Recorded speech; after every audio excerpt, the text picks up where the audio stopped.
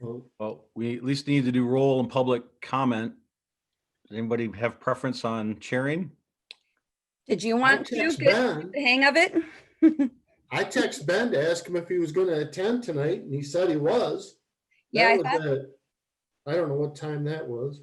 Well, I if he deleted gets here, he certainly could take over. Oh, I hear someone. Oh, that's Lisa. I deleted it, but whatever. So I would support Brian chairing. Lisa, we're ready to go if you are. Oh, my. Taking a long time for this thing to turn on. What we doing? You'll have that. What are we ready for? Calling the meeting to order. Ben's not on here yet, Lisa, so I'll text him and see if he's going.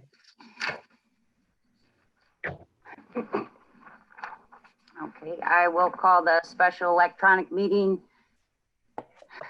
of November 10th, 2020 at 6 p.m. The Board of Trustees discussion manager recommended budget meeting.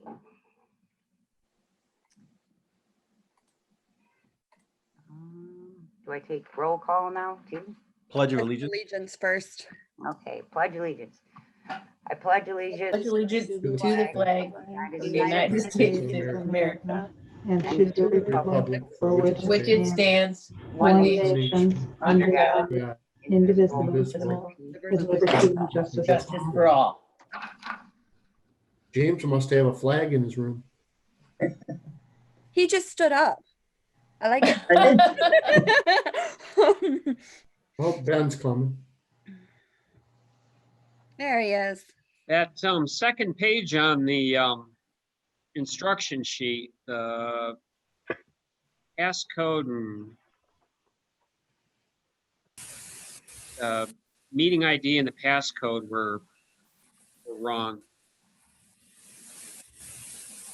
So I don't know if that's gonna be a problem. The first page there was another one, but in the second page there was one, and that one was giving me trouble. So. All right, we got everybody here? You got here just in time for roll call. All right, All right, let's go to your roll call, please. Supervisor Gunning, Here, Treasurer Rice, Here. Trustee Hauk, Here, Trustee Lannon, Here. Trustee Whirling, here, Trustee Monkey, Here. Clerk Cody here. Do we want to do others present too? I think we should maybe say, trustee elects James Thering, Connie Bills, and Jeff Brown. Mhm. Here. Here, Well, this is a roll call for this current board. Oh, Yeah, well, they technically aren't on the new board until the 20th. Make a motion. we to all- approve have we the all agenda. conceded our elections? No, I haven't. Okay, Motion to approve the agenda as presented. Support.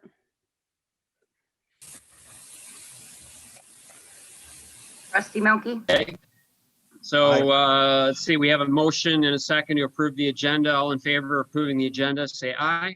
Aye. Aye. Aye. aye. And we move on to item 5, presentations. This is going to be a discussion on the FY21 budget presented by the manager. Mark, if you want to go ahead and lead us in? Sure, thank you, and good evening, everybody. Just a couple housekeeping things. We have another regularly scheduled board meeting at 7 p.m. I'm guessing we'll want to wrap this up at about 6:45 to give people a chance to transition over to the other meeting. So you'll access it with a different URL than this one. Also, I invited, if you will, the prospective trustees to attend tonight. Ben, before you got on the meeting, I had asked the board if if they were okay with the prospective elected officials being on video and being unmuted. Normally citizens are not on video and are muted. They thought it made sense to have them as you're seeing them right now. So we have about 45 minutes. I presented the budget at your last meeting. This was an opportunity for the board members to ask questions of me and of my staff as it relates to particular budget items, whether they be specific account level or, you know, more general in nature. If we're not able to provide a fulsome answer right now, we'll send a note out to everybody with an appropriate response. If everybody would like, I can bring up the budget document, and if you have questions on a particular line item or something, you could reference the page number and we could go to that, or we can just leave it the way you're looking at it right now. Does anybody have a preference? I've got it up on my iPad, so I'm good. And I don't necessarily need it up, but I guess if someone else does, I'm fine either way.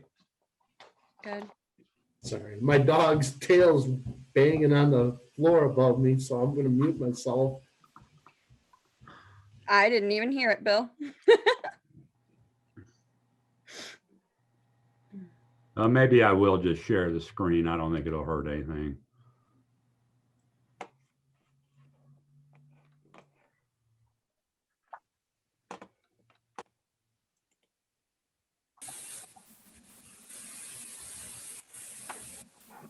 So, Ben, I'll turn it back to you as chair.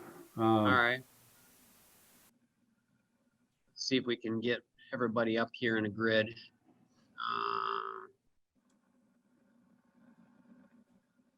Get more participants up here.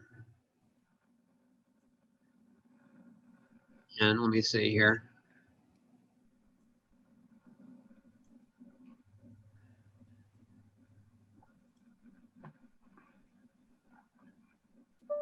All right, golly, let me see if I can't bring up hands here and move them over so we've got some semblance of order here.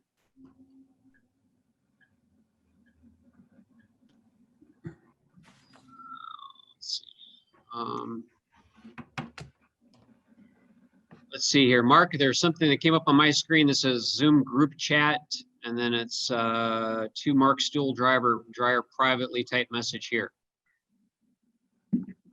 Yeah, the way the chat's set up is that you can only, participants in the meeting can only send chats to me, not to each other.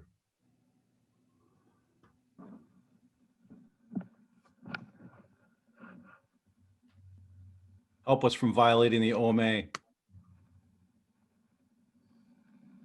Trying to see if I can't get everybody up. I can't get everybody up the screen. Let me see if I can. Try the side-by-side mode here and see what that looks like.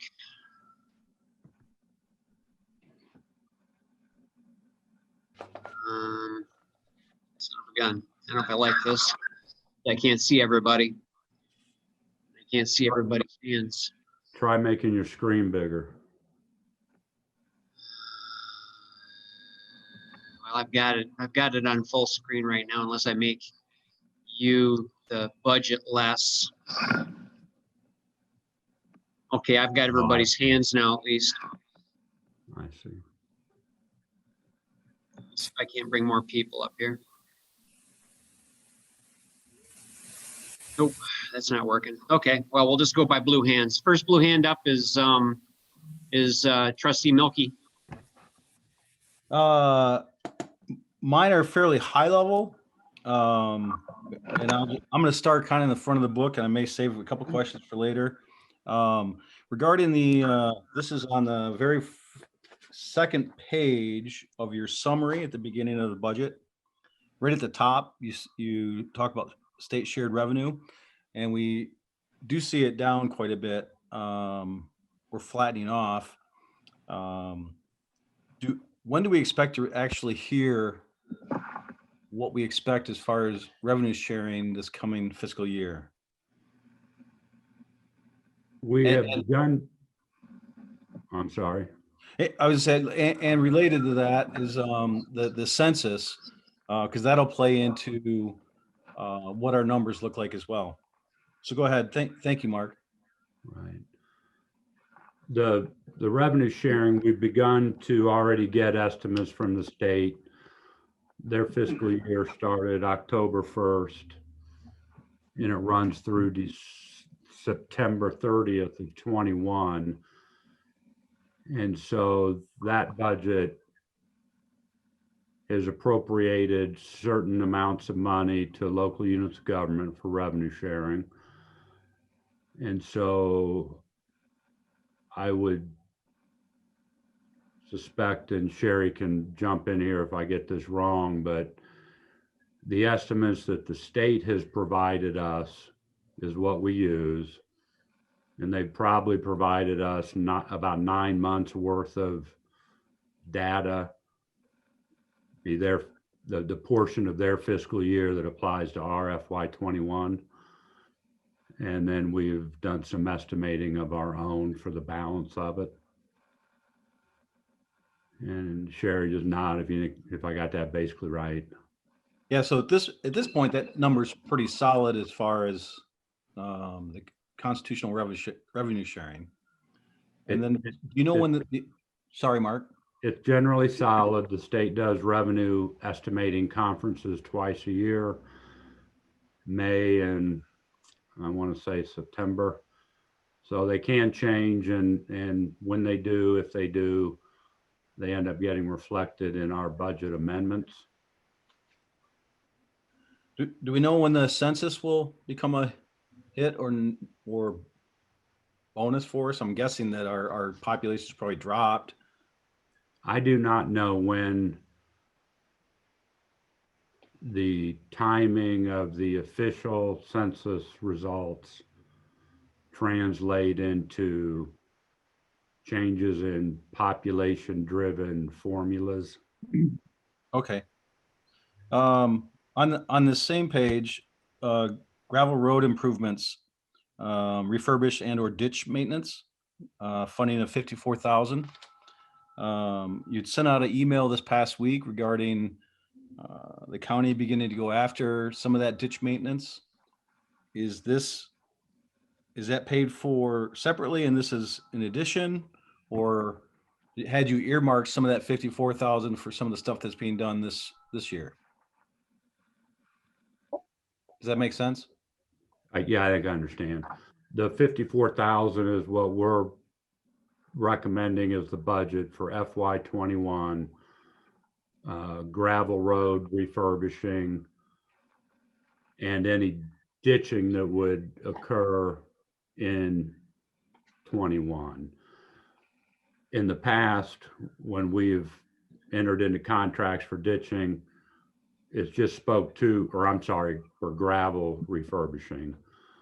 We've only been focusing on the gravel piece of it. In the spring of 20, Trustee Howe brought up the idea of ditching.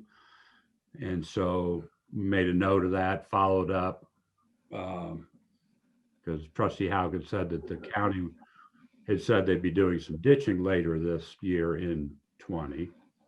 So we followed up, and the ditching they did was on the roads that they did graveling to. But we traditionally have not paid for ditching, but I'm not aware that separate ditching has occurred in years past when they've done gravel refurbishing. Yeah, it's been part of the discussion for a long time, but I'm not aware of that either. So, all right, I've got other questions, but they're more towards the back, so I'm happy to relinquish the floor. All right. Yeah, I just want to kind of piggyback on that for the future electees of the township, the new trustees and the new board, is that we had discussed a few times about some surrounding townships that actually have ordinances that they put in place where farmers keep plowing the ditches shut and getting closer to the road for more tillable ground, and that obviously damages the roads. And so I think there's Wise Township, maybe Rowland Township, that had ordinances in place that, you know, where when that occurs is that they have some ability to be able to go to the farmers and say, hey, listen, you know, you either restore it like it is or we're going to charge you for it. So something to kind of put in your pocket and use as you move forward. Looking for more blue hands?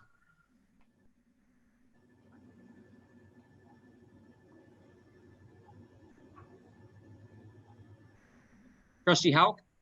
Yes, and on the first page there, it says 35,000 to secure the property at 5243 Jonathan Lane. What are we gonna do there? Are we gonna tear that house down now and then fence it, or are we gonna just fence, or what are we gonna do?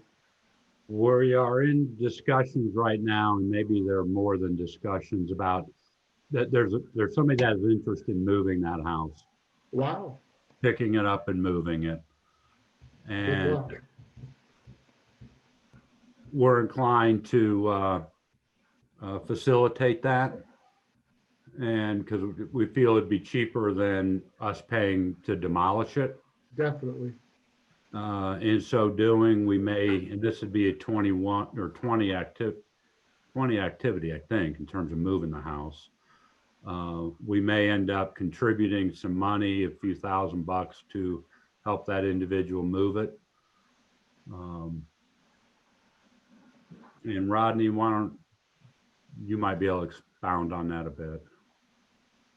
Yes, thank you. We did receive a contact from a gentleman interested in this that does this refurbishing type work for these types of homes for a living. And we are in the process of putting together a draft agreement to do that. There's nothing firm yet. He's presented a proposal, and we're translating that into a more detailed agreement. The project would actually likely come to fruition in the beginning of 2021. His intention is to do the move probably in January of next year. But it would start as soon as we could come to an agreement on it. Okay. And then Rodney, the 35,021, that involves some other activities, I believe. Well, that substantial part of that was the potential high-end cost of demolishing and clearing the entire site. Okay. Under this alternative option, we would still have to do some demolition of the foundation, permanently removing and capping utilities, that sort of thing. But it would be substantially less than that 35,000. You gonna get anything for the car? The car is abandoned under state law. It's not ours. And it has been removed. Oh, okay. It will go up for state auction if somebody would like to purchase it. Probably a rodent mobile. Yeah, it took a good bit of the front yard with it when it left. Those wheels were locked up hard. Oh, well, thank you. Thank you, Rodney. As long as we're talking on the summary, I see, and this is obviously a much needed expenditure, is the funding for the new carpet tile and painting at the Township Hall of $65,000. How did we get that number? Kim, do you have any response to that? My response would be that it's a rough estimate, but It is a rough estimate. I used some older numbers that we had and put a 10% factor on it from work that we had done before to try to come up with a rough number for that. And it wouldn't, we're talking mainly the portions of the hall that haven't been already done, which is mainly the back portion of the hall. It won't be furniture for every office. You'll probably see in subsequent years some additional funding, but we'd like to get the bulk of the painting and the carpet done, and then we can do a few offices at a time that need that need new furniture. Some of them have some newer furniture, but many of them have very old pieces of furniture in there that people are working at.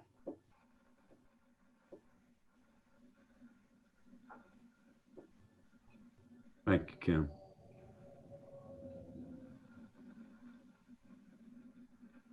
All right, looking for more blue hands. Trustee Worley?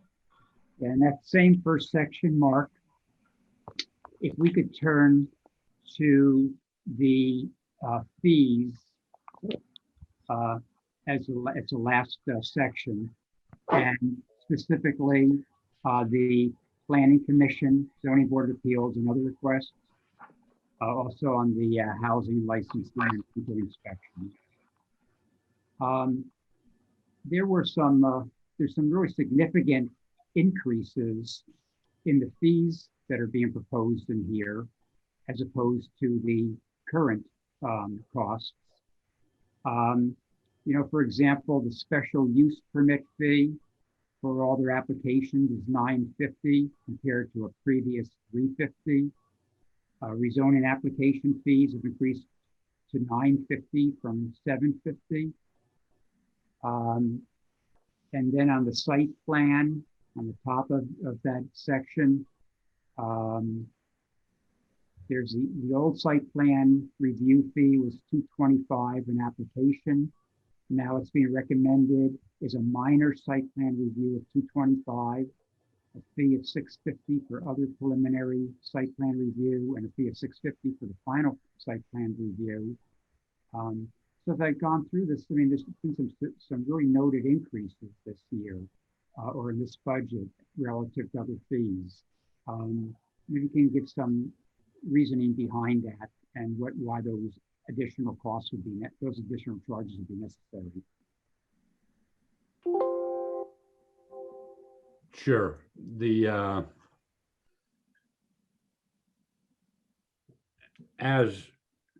As indicated in the memo, what we're trying to do a couple things. One, many of these fees haven't changed in quite some time. And then, so we're looking at them. And then we also, from a policy perspective, are of the mind that these fees for these, I'll call them special services or services that aren't being afforded to the entire township, that the entity, the people that are receiving the benefit of the service should be paying for that associated work. And so we looked at current rates of pay and benefits and overhead and those kind of things, and proposed the fees that you see in the back of the budget book. So that's kind of what's going on. At a more technical level, for instance, the new zoning code calls for 2 site plan, I think, type sort of reviews, a preliminary, a final, and there's and then more significant site plans, minor site plans. So we've tried to adjust for those types of nuances in the code as well.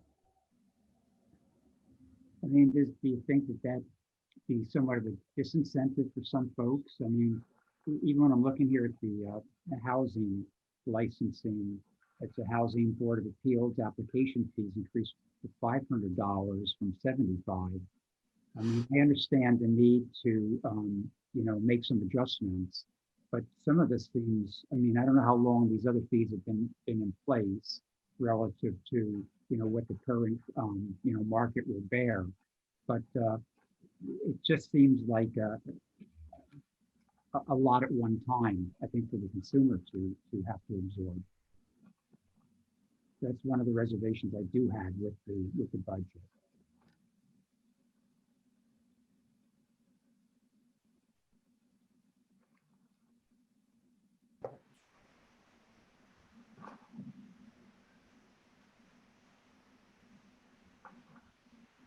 Norm, would you be willing to reference again what you were just referring to, the 500 from 75?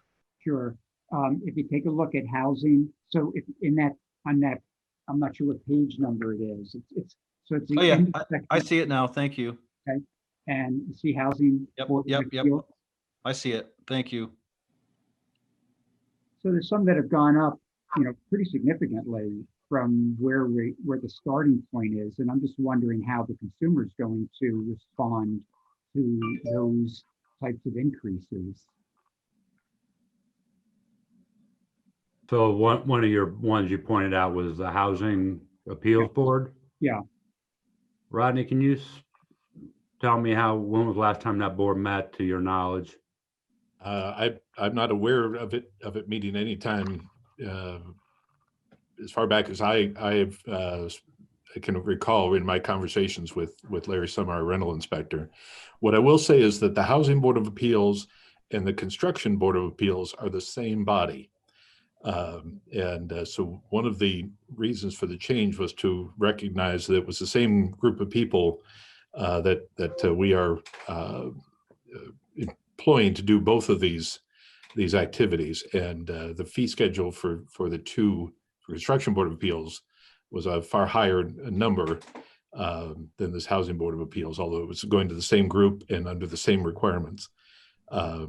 These requests, the Housing Board of Appeals and the Construction Board of Appeals, are a public hearing process. So the township does have significant costs related to publication and mailing of notices that were not covered by a $75 fee, which didn't even cover, it doesn't cover any of it really. So we were looking at setting the fee structure up to more accurately reflect the costs of providing the service if somebody does request to go to the Housing Board of Appeals or the Construction Board of Appeals. Mm-hmm. So Rodney, when you came up with the change in fees, are you using it like a comparison to other surrounding communities or communities of our size? I mean, what's the basis from where you're doing the numbers, or is it just internal, what our specific costs are that we bear in order to provide that particular service? Yeah. It's interesting. There is a significant difference between communities. For example, here in the township, our rental inspector is also a licensed building inspector, which gives him greater authority related to taking certain actions in his inspection process, and he can approve certain things that are construction code related. Say, for example, in the city of Mount Pleasant, where their rental inspector is not a building inspector, can't do that. And so there are far more applications going to the Housing Board of Appeals in Mount Pleasant than ever would need to go here, because our rental inspector can take care of things in his dual role with his license as a building inspector. Things that would otherwise have to go through this appeal process to get settled out. So, like I said, the Housing Board of Appeals is not active here because the issues are resolved outside of that group. But if something does have to go there, the township has a significant cost to incur related to the hearing process, and of course paying for the members of the Housing Board of Appeals to be at the hearing. Our goal in any of these things is, of course, to avoid the need for a Board of Appeals, just as we've done with the Zoning Board of Appeals, where we've worked to minimize their need, and they've only had one variance request all year. It's the same thing with this group, that we strive to make sure that they're not needed. I just think there's going to be, I would think, some blowback from the consumers when they see the changes, when they come in for any of these, particularly, with the Planning Commission, Zoning Board of Appeals. There might be some blowback that, I guess, having a way to explain to the consumers so they can understand why the increases exist and why the costs are what they are, Yeah. And in the main, Trustee Worley, the objective, and it is a policy objective that I think I've picked up from the board, and that could change, is that it's an internal cost recovery exercise. A Housing Board of Appeals at $75, it costs $500 in noticing, just in noticing in the newspaper. Well, therefore, $425 is being picked up by the general taxpayer. It's helpful. Thank you.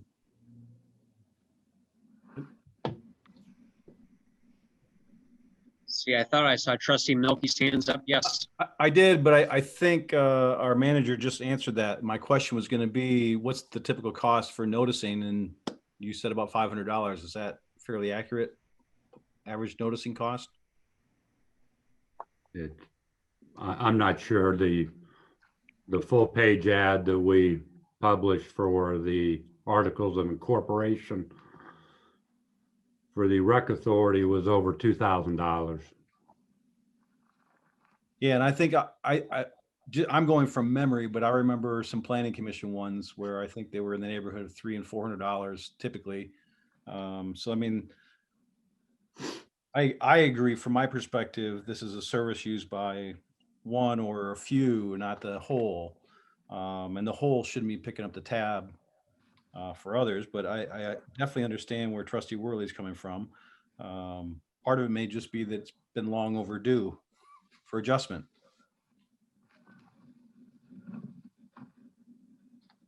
Thank you, Supervisor. Trustee Hauk. Yes, I have two questions on the sewer part of the budget. We're gonna spend $500,000 on pump station 7. That's at the end of McDonald Drive. Are we just gonna tear that thing right out and build it up higher, or what is? No, it's not going to be torn out. It's going to be rehabbed. Similar to what we've done with a couple of the other pump stations that we've been working on the last few years. It won't be totally torn out. We do have some plans to build more of a berm around it to try to keep Okay, I some of wondered that that. water from the drain. Okay, If that's we what I get was another- hoping, that there'd be some kind of a berm built around it with some kind of a pump inside it to pump water out if we have to. And then what's the smoke and dye test? Do we have problems with something? That in dye area testing is where 5. we're looking for inflow from individual homes into the Yep. sewer system. We do have some issues over in that area. When we get a high rain, we get a lot of extra groundwater into that station. So that's what the dye testing is for. Where's that at? I'm sorry. Where's area 5 at? Concourse, Bill Braille Drive, Okay. Yeah, that's Woods, kind of a Woods low Meadows area over there. Yeah, kind of a low area right in there anyway. It is. We get a lot of water off that field, but we have found that, especially in Concourse, that there's a lot of water coming in from downspouts, sump pumps, that type of thing.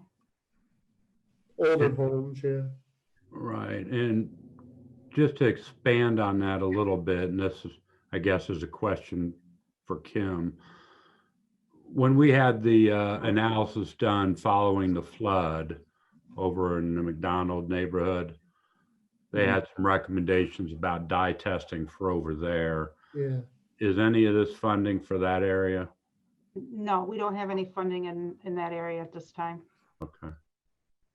Yeah, the O'Connor area right there. Yeah, right. Yeah. Thank you, Kim. Thank you.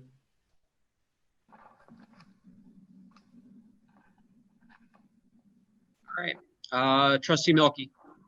I'm only jumping in because I didn't see anybody else.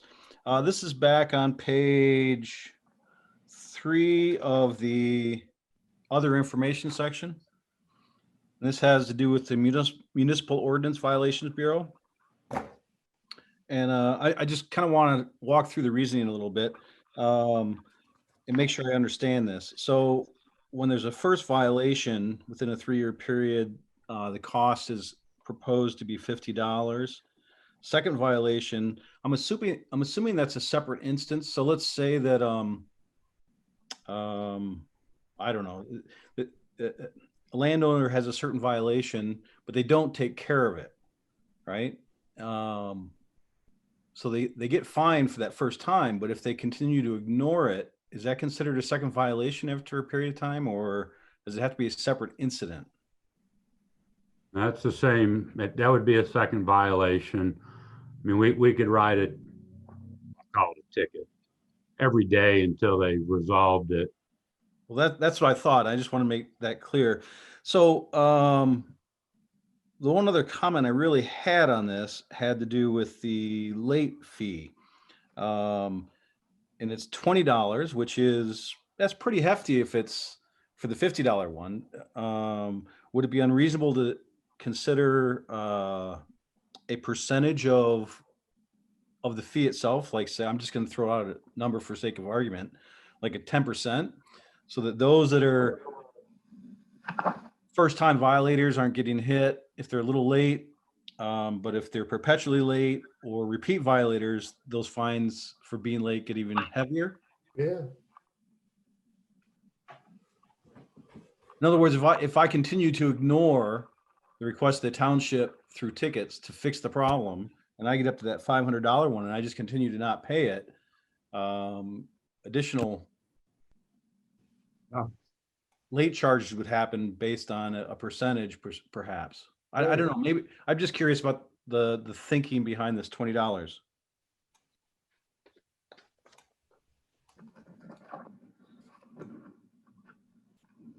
Well, I'm not sure I have a good answer for you at this point.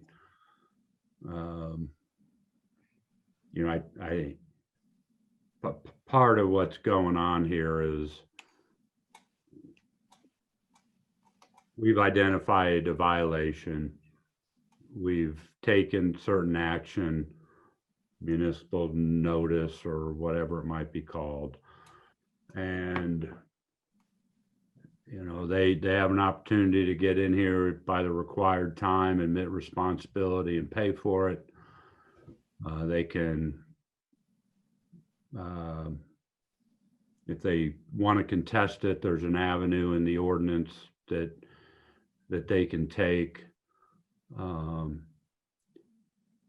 I guess what I'm kind of saying is, you know, again, it's up to the board, but I personally don't have a lot of patience or consideration for somebody that's violating the ordinance and being late in payment. So. Yeah, and I think my goal in this, and I think the board's goal, I think I can speak for the board, but anybody can chime in, is we don't want to hit people hard for a first violation. We want to hit those chronic abusers that continue to ignore the wishes of the people of the township. And that's why the increasing rates for continued violation. And I think that does this pretty well. I was just kind of curious how these numbers came out. These are higher than the previous ordinance, are they not? They are. Yeah. Okay, thanks. So I guess I need to kind of wrap my brain around this. So on the Municipal Violations Bureau, the fines and costs, let's use an example, is that back in 2017, we identified the old Chipwood Swim Club, and there's a dilapidated structure at the top, garbage everywhere, old swimming pools still open. There really wasn't any way to enforce action beyond filing, obviously, in court. So with this new ordinance, how would that work with that? Rodney, you want to give that a shot? Because it gets into how, if we're out there every day writing a ticket, I think. Yeah. So, well, the Municipal Ordinance Violations Bureau ordinance works well with that process. Really, what you're talking about is the end game after this civil infraction process has failed, where we've issued a first violation, a second violation, a third, or even a fourth violation, and they've not fixed the problem. Then it's completely reasonable at that point to simply take it to a lawsuit format in circuit court and seek action that way. And that's essentially what happened with that property. What this is good for, and I think I can just use as an example, is as I think it was mentioned earlier, the first time violator, somebody who has done something that violates our ordinance. We've sent them a notice, just a regular notice of violation. Say, look, you've got to fix it. You have 10 days to fix it. They don't do it. We send them a follow-up final notice, which is the normal process, and they still don't fix it, at that point, we issue a ticket in the form of a civil infraction notice, which is the version that stays with the township. It doesn't go to court. And what's interesting is we've actually had good luck with getting a response to the civil infraction, the $50 ticket. We not too long ago had a case where exactly that happened. They didn't respond to anything else, but once they received that civil infraction notice and a $50 fine, they responded, not only coming in and paying the fine, but then working out a plan to resolve the problem. And they have been successfully working that plan ever since. For some reason, they just needed the citation.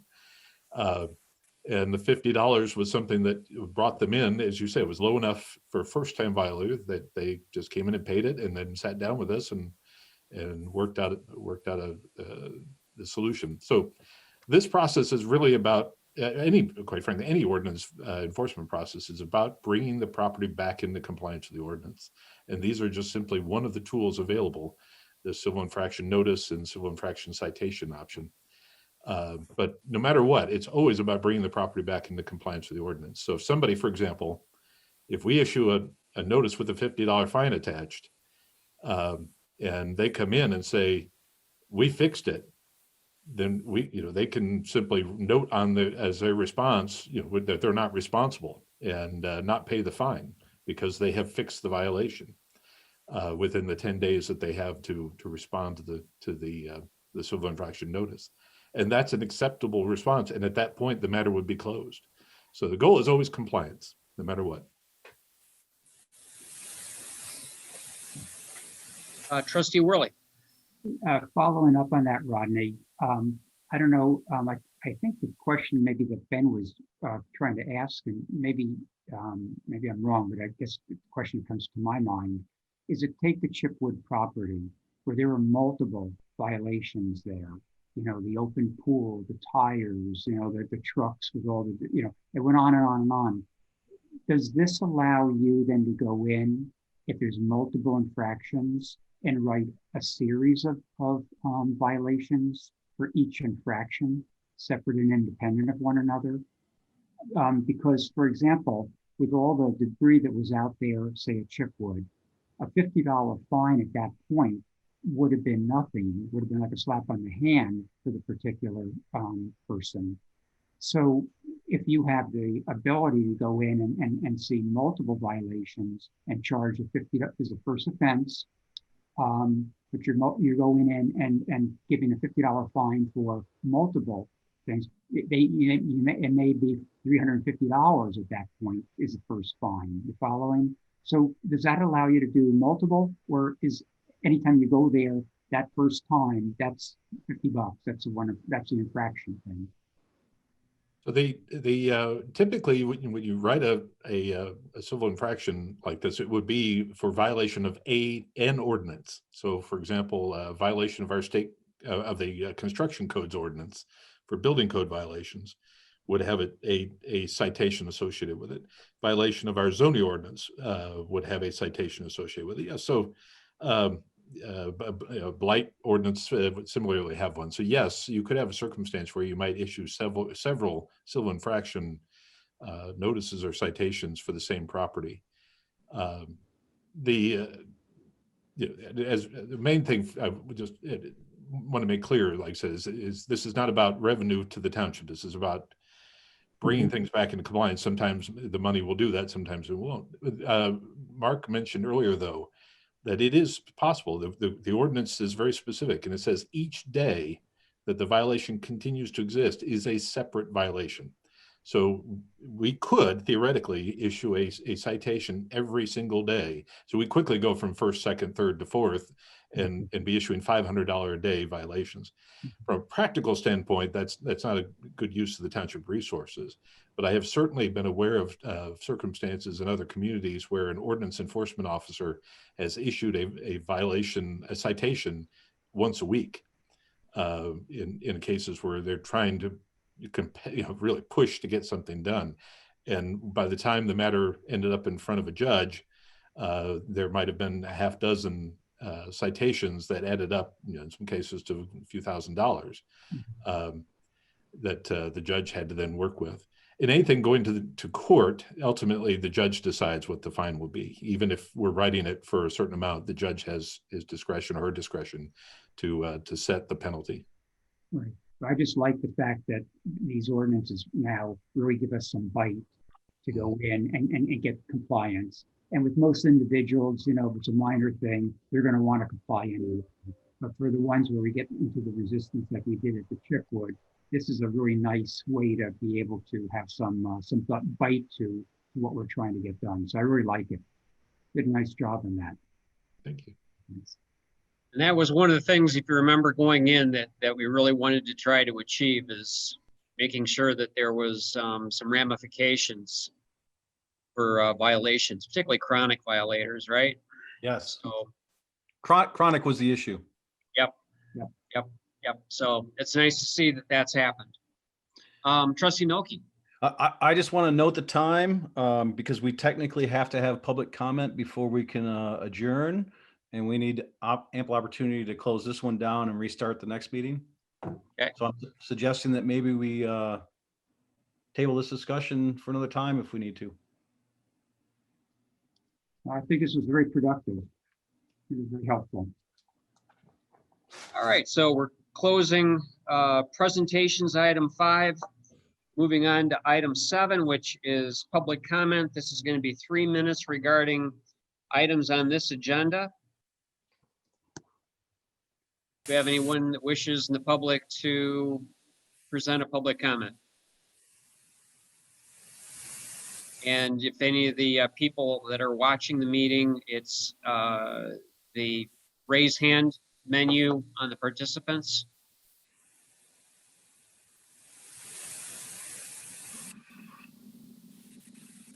All right, seeing none, we close public comment. Final board comment. I will say one thing. I just want to say that I think it's really nice that we let the new board members, the incoming board members, join in this, because I know my first meeting 4 years ago, it was like a deer in the headlights. You walk in and, you got a multi-million-dollar budget in front of you that you're looking to approve, and you didn't know a thing about it. So I think this is pretty decent that we're letting those guys look in on this. I agree with you, Bill. I think her response was, what?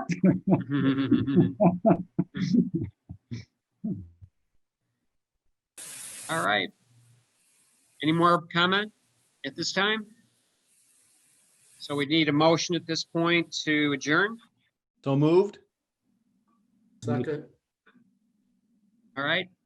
Motion second. All in favor? Aye. Aye. Aye. See you in a bit. Okay.